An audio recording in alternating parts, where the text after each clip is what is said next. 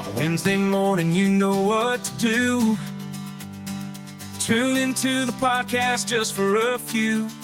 I'll be your guide with tips for your trade. Business success, that's what we'll create. They call it private practice, a world of its own, where entrepreneurs thrive and dreams are grown. From marketing strategies to financial know-how, I'll share the secrets, come on and take a bow. Welcome to the Private Practice Podcast, where I'll help you thrive and we'll have a blast. Tune in every Wednesday, and you'll soon see your business success. It starts with me.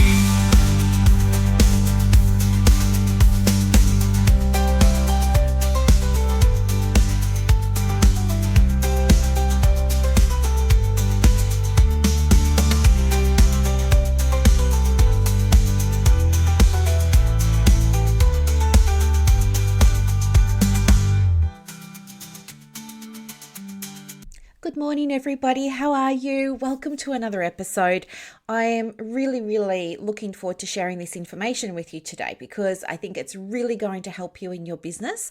So if you like, you might want to take a few notes as we go along. Maybe hit pause, go grab your podcast journal and pen.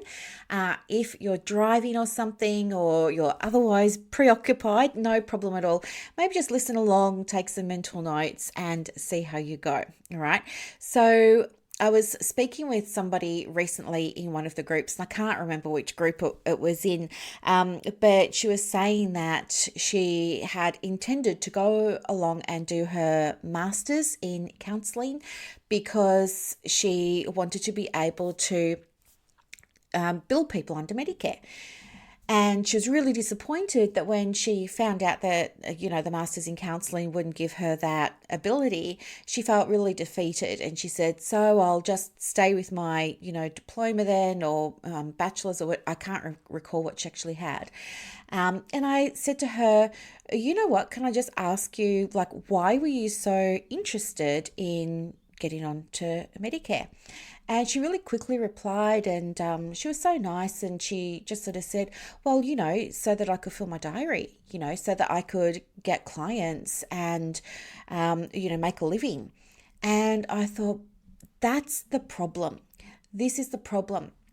In the counselling world, and perhaps even in psychology and social work, there are, some of us that think Medicare is what's going to fill your diary. But the reality is Medicare is not going to fill your diary. It's not. There are plenty of broke psychologists, okay? They're working under Medicare. They're connected with doctors and doctors' clinics and stuff like that. They're broke. They're not getting referrals. There are so many psychologists that have availability. I think it's a real fallacy to be saying, oh, there's such a long waiting list. I used to subscribe to that belief as well. And the reason that I did was because I wasn't asking questions.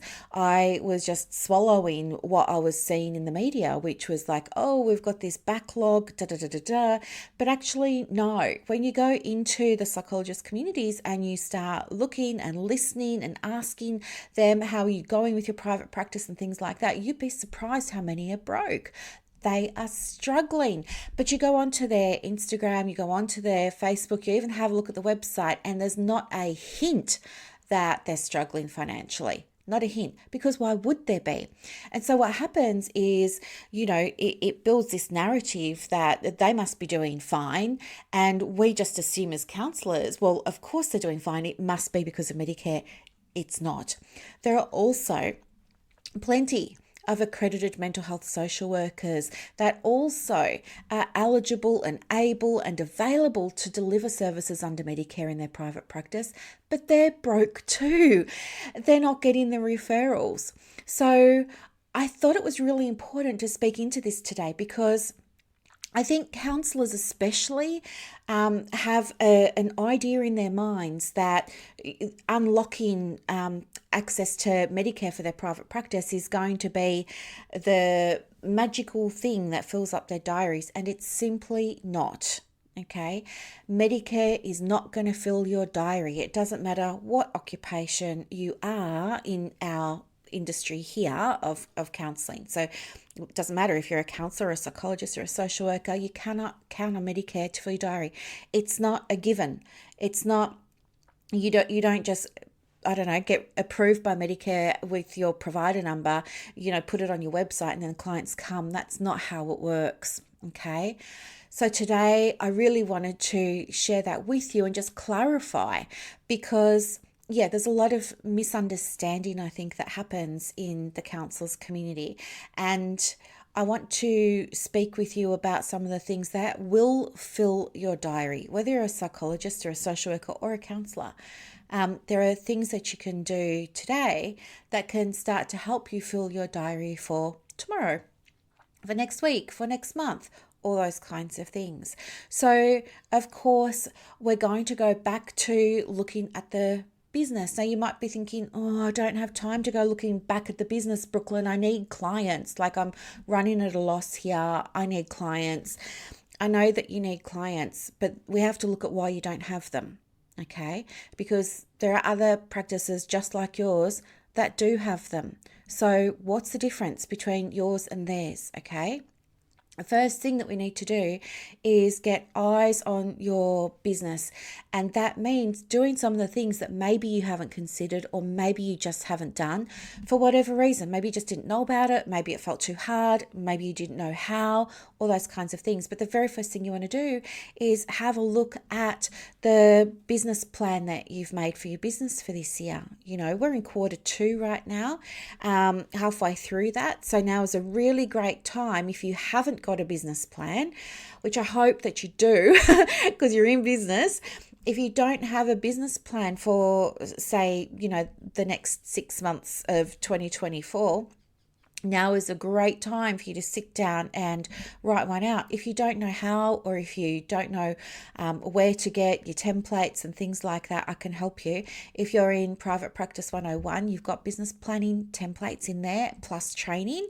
If you're not in Private Practice 101, the Certificate of Private Practice, that's okay. You can go and get business templates from the Hey Therapist Etsy store. So I would definitely recommend you go and do that. The other thing that I would recommend is, when you have created your business plan, go and put activities for it that you need to do into your diary. So go and throw them into Galaxy as an appointment, before the working day starts. If you start at 9 a.m., put a little appointment in there for 15 minutes for 8:15 a.m. or something, with a reminder of what you've got to do that day, or use the task function, or throw it into Google Calendar and you set yourself up for notifications and things like that. Because if you don't implement the plan, there's no point in having one, and you won't know what to implement unless you've got reminders there. So that's the next thing to do. Get that plan sorted out. Under that plan, now you can have two types of plans. You could have a very simple, basic one-page business plan, which, that's okay if you understand all the basics behind it. If you're new to business planning, I would say go and get the comprehensive business plan, because it's a lot more detailed and it's going to get you thinking and being aware of all the different moving parts that you need to have in place in order to set the business up to receive clients. So your business needs to be generating inquiries, it needs to be generating bookings, it needs to be generating sales,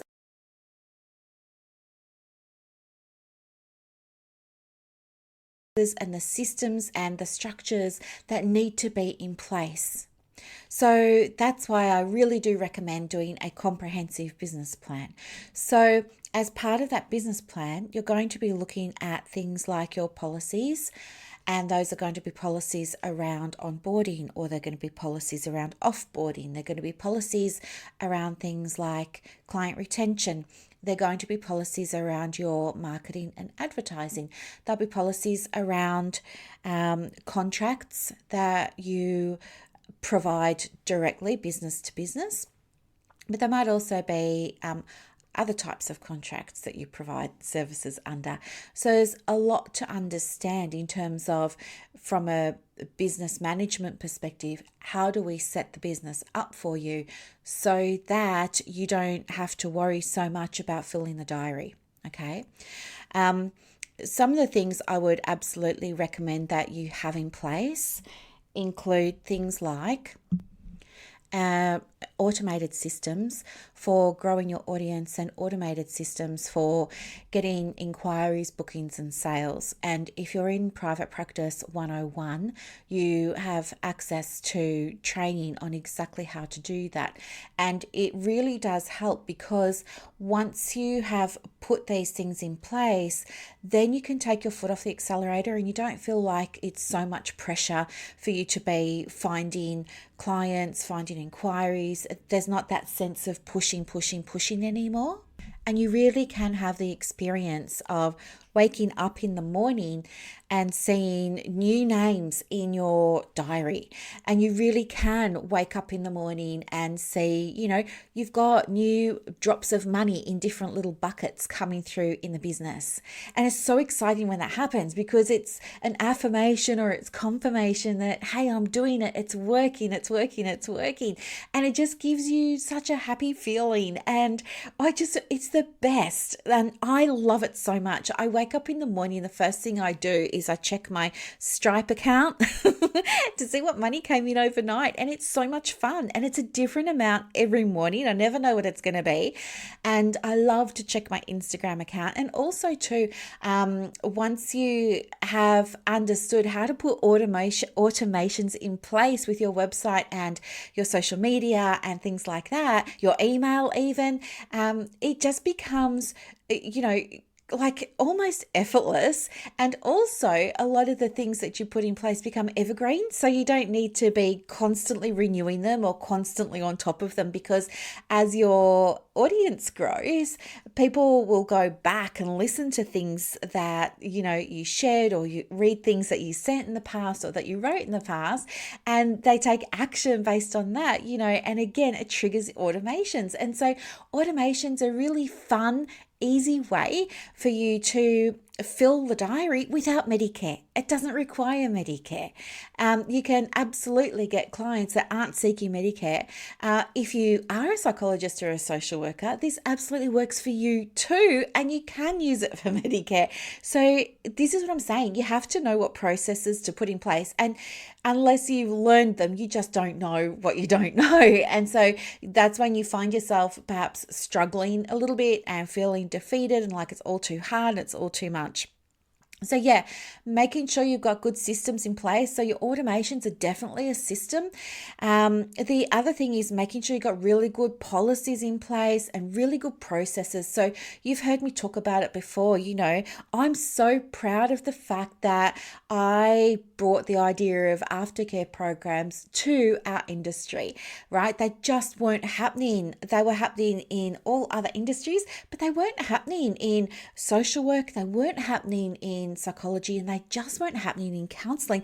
And now I'm so pleased to say that there are hundreds, if not maybe nearly 1,000, I might even say now, if I look at all the people who've enrolled and things like that in my program, where I teach about how to create an aftercare program for your private practice.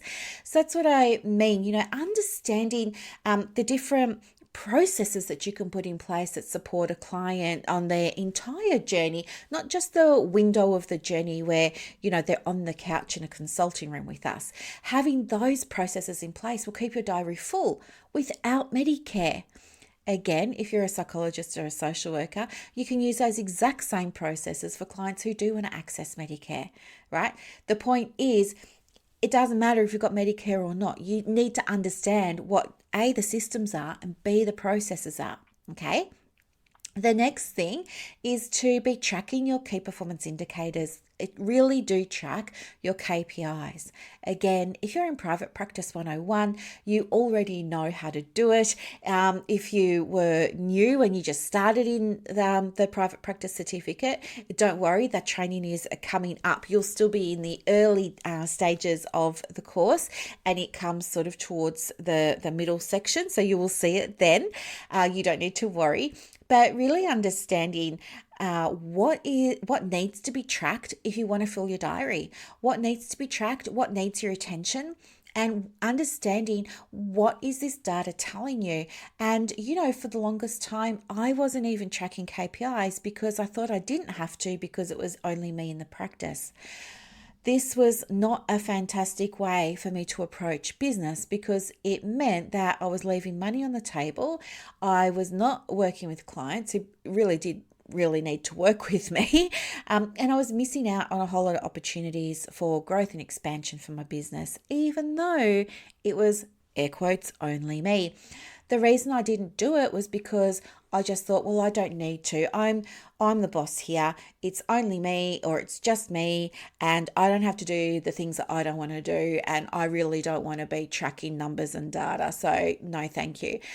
But the reality is, when I had contracts in my private practice to work for third-party organisations, I would be reporting to them, and I did have to report on KPIs, things like attendance, cancellations, reschedules, retention rates, inquiries, traffic to the website, bounce rates off the website, all those kinds of things. It's like yawn worthy. You just want to yawn, yawn, yawn when you're tracking these numbers for somebody else.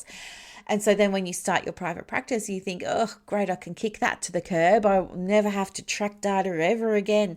But that's wrong. Like, you need to be tracking that number, even if your practice is you, right? Perhaps you are a solo practitioner, as so many of us are.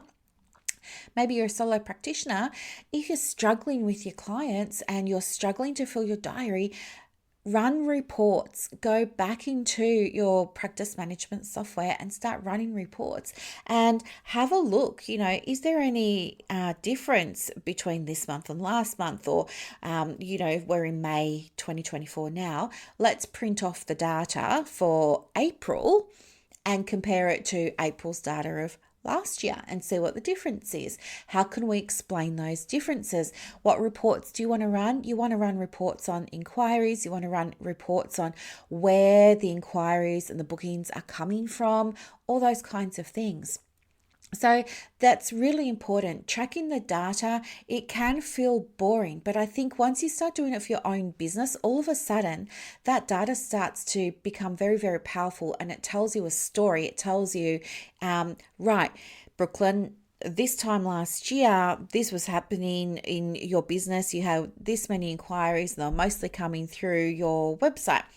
And now if we look at April this year, Brooklyn, we see that the inquiries have dropped and not so many are coming through the website anymore. That's helpful information for me to know, so I can think, okay, what changes did I make to the website in the last 12 months? What do I need to retweak? Are there any processes or strategies that I've stopped that I need to reintroduce? Things like that. So, and then you can measure again once you've made some changes. So that data really allows you to create powerful changes for your private practice. And that is another way that you can really start to fill your diary if that's what you're wanting to do. And a full diary looks different for all of us. Many of us are working full-time in other jobs while we're studying, and we're trying to, it's like our private practice is our side hustle and we're trying to do that, a couple of nights a week or something. You might only have, you might only have availability to see 3 clients a week. That's totally fine. So fully booked for you is 3 clients, but fully booked for somebody else could be 10 or 12 or 20 or whatever.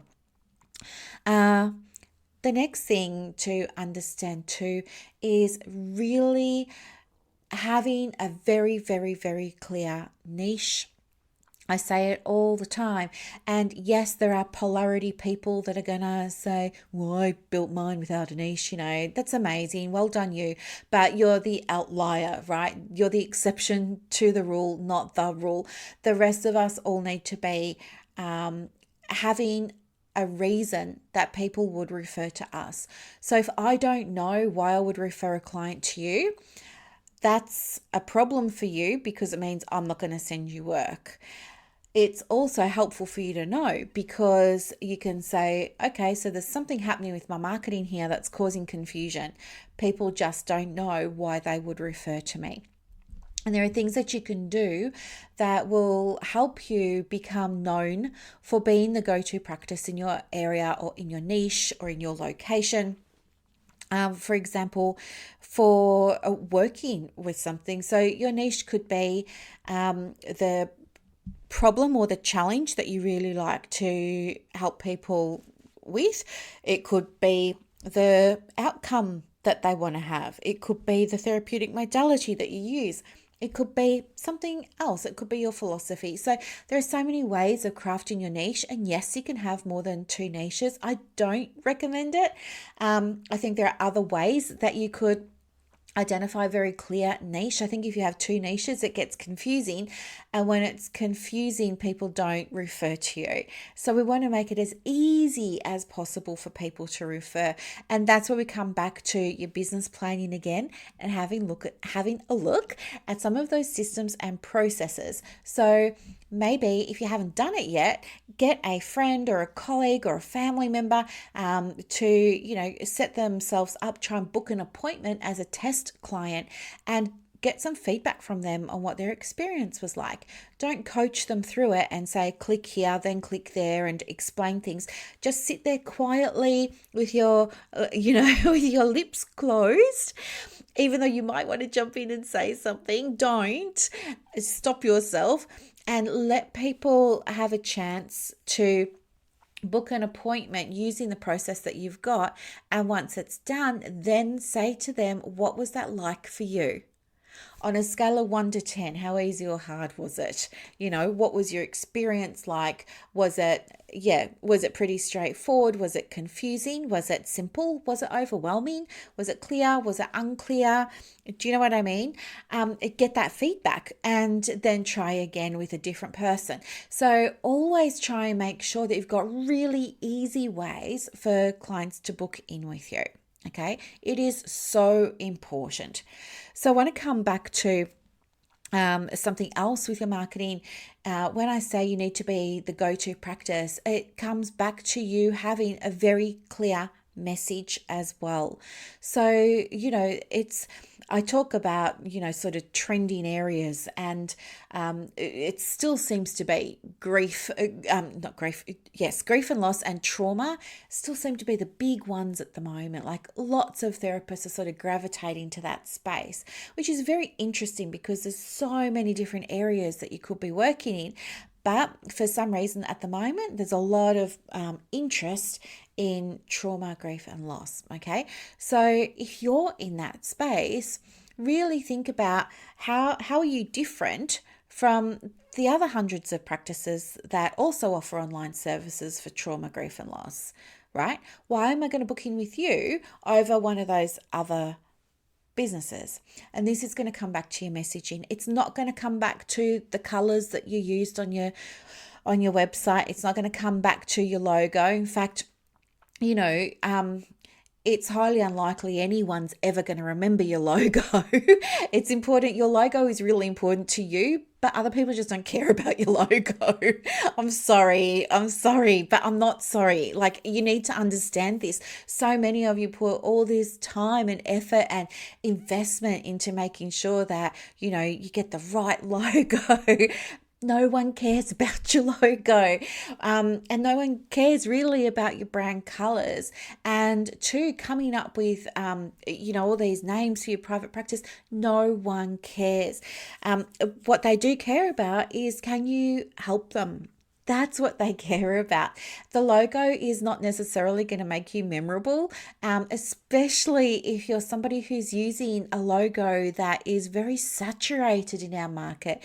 So one of the things I teach in Marketing Essentials is how to create unique branding, because, if you are one of the practices that is using what I call a saturated logo, and that's just something that is used by many practices, like a lotus flower. If you're using a lotus flower and your client is there thinking, now I really wanted to go and book in with that person. I don't remember their name or the practice name, but I remember they had a lotus flower. They're going to go into Google and they're going to look up counselor or psychologist or something lotus flower, and they're going to get millions of people.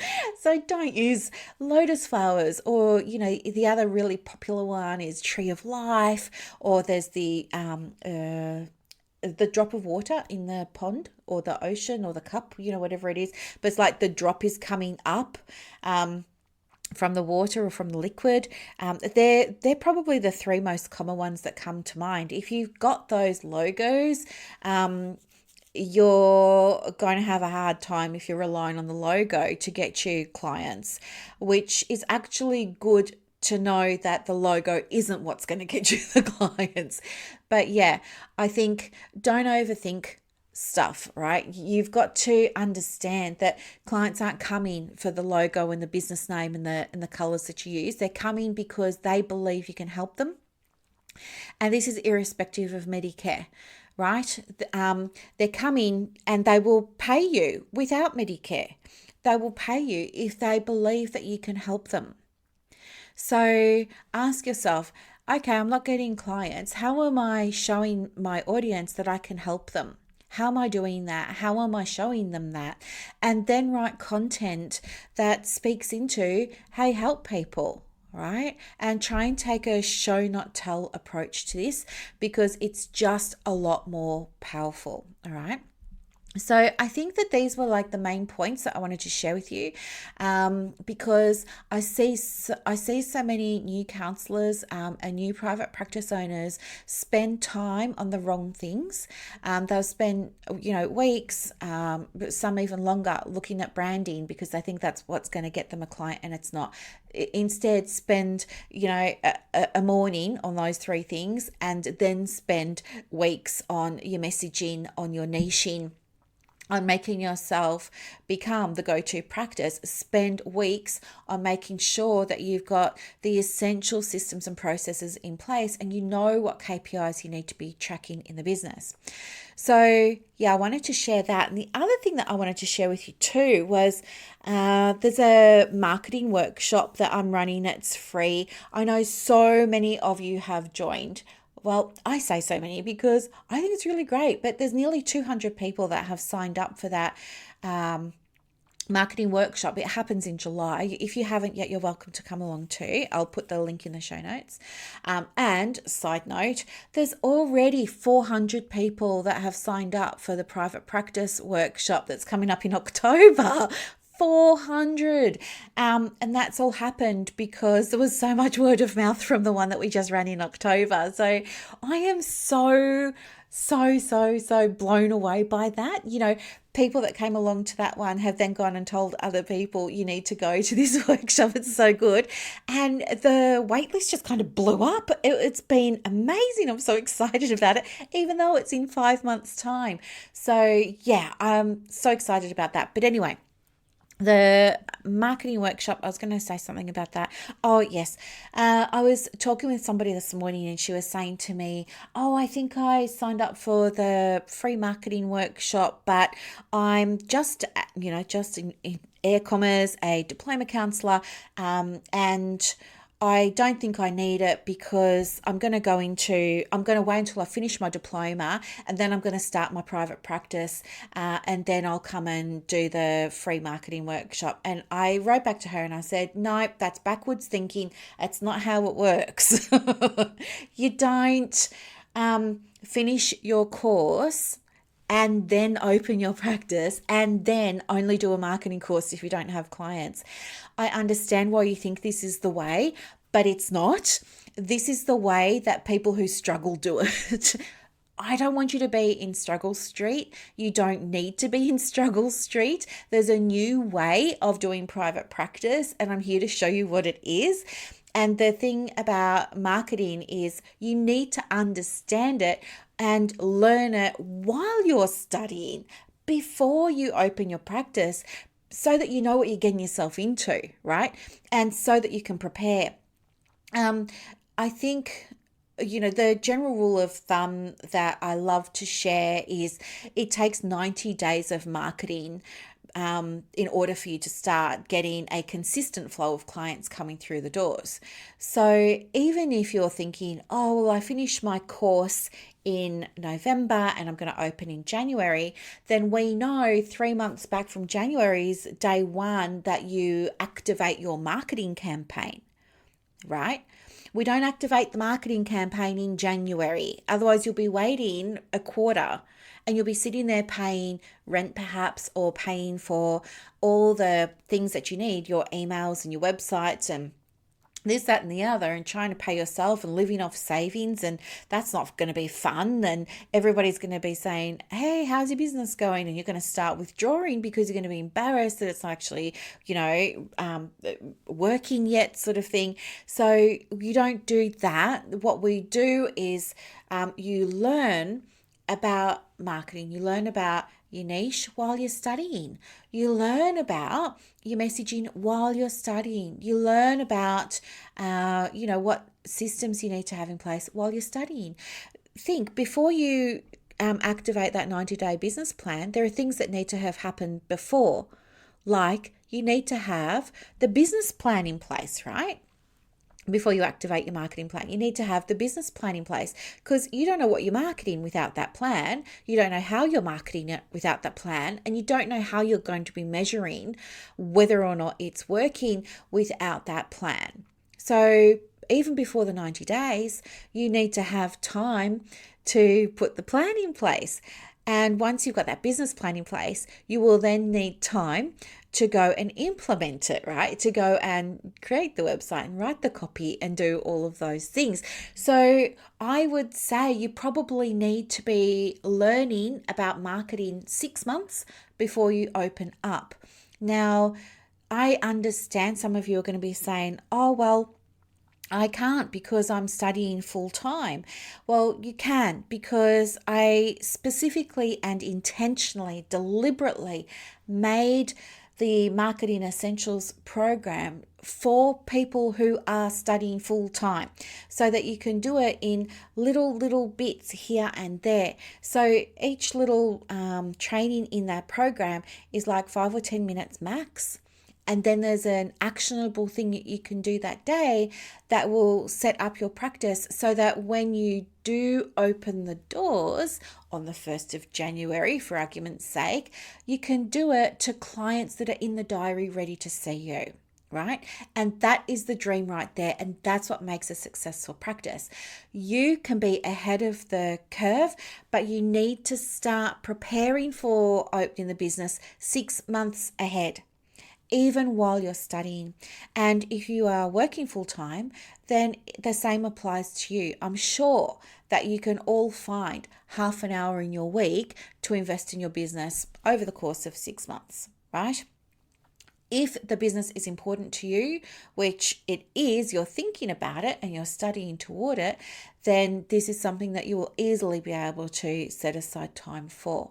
Okay, so I'm sharing this with you because I don't want you to make the mistake that so many people who started a private practice before you made. They're the ones that you're listening to in the groups that are struggling. Don't listen to them, because they didn't do things the correct way. They did things backwards. They used backwards thinking.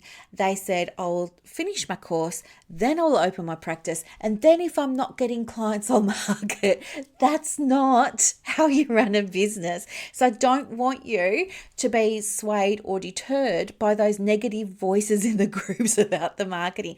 And they're also oftentimes the people who never learnt a marketing skill. They've never attended a marketing workshop, they've never purchased marketing resources. It feels icky, it feels foreign, they don't want anything to do with it, but they've heard somewhere that you should be on social media, and so they're posting on social media, and what they're posting doesn't work. And so then they're in the community saying, I hate marketing, and you're listening to that.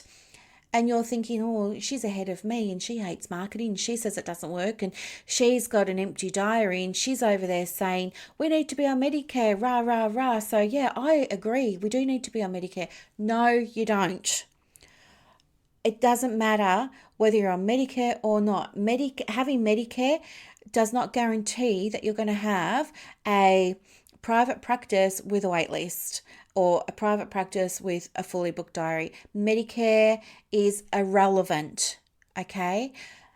Medicare is irrelevant. You do not need it to, and do you know what? There are plenty of psychologists and social workers that don't even work under Medicare, and they do have flourishing practices, okay? Medicare is a moot point, right? Get off that idea, break that thinking right now that you need to be on Medicare, because it's stopping you. You're using it as an excuse to hide behind for why you're not getting clients. And I'm calling you out on it with love. I'm calling you out on it because I see what's available to you and I see what's possible for you, and you are shooting yourself in the foot by believing that Medicare is the reason why. It's not. The reason why is because you just haven't learned yet how to market, okay? And it's totally fixable. It's totally fixable. Anyway, yeah. What else did I want to share with you? Oh, yes. Okay. So the Diploma Counsellor Society, that opens on Thursday night at 7 p.m. Super exciting. If you're in the Facebook communities and if you're on my email list, thank you to everybody who thank you to everybody who cast a vote for our 4 case study ladies, for the 4 members who submitted case studies about their journey with the DCS. Thank you so much for taking the time out to go and vote for them. I really appreciate it. They find out tomorrow. Is it tomorrow night or Thursday night? No, tomorrow night voting closes. They find out Thursday morning, who the winner is. And it's so exciting, and I'm so happy to celebrate them, and I'm so inspired by their different journeys. It's been just an absolute joy. So yeah, and if you want to join the DCS, you can. There are 2 ways that you can do it. You can either be on the wait list or not. If you get on the wait list, it means that you get the program for almost half price, and you can perhaps even win back the cost of the program plus a cash prize, which, how fun is that? Like, why would you not want to put your hat in the ring for that? So that's option 1. Option 2, don't go on the wait list and pay normal price for it. It's open you can enroll. This intake is happening for 72 hours. So it's from 7 p.m. Thursday night, closes 7 p.m. Sunday night, and won't open again for 6 months. And I think it's really an important space for people that have a diploma, because you can come and learn how you can build your practice without Medicare and without other types of funding. You can learn so many things like, anyway, you'll see it all. I don't want to go into a big sales thing. Anyway, that's there for you. Again, I'll put the link in the show notes for anyone who's interested. And also, yeah, there's the marketing workshop. It's coming up in July. I'm super excited about that. If you want to come along, I'll put the link in the show notes. It goes for 3 days. So we have a training every day. So the first one is on Monday night at 7 p.m. The next one is Tuesday at 12 noon, so lunchtime. And then the third one is 9 a.m. on the Wednesday.